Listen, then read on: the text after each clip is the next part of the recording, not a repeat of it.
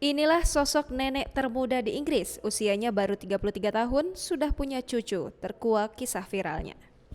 Jenny Medium mendadak viral setelah mendapat julukan sebagai nenek termuda di Inggris. Usia Jenny Medium padahal baru berusia 33 tahun namun telah memperoleh cucu.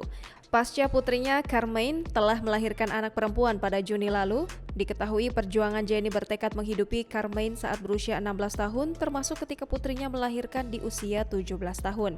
Saat membawa cucu bernama Isla jalan-jalan, Jenny Medium dibuat syok. Pasalnya banyak orang mengira bayi itu adalah anak Jenny.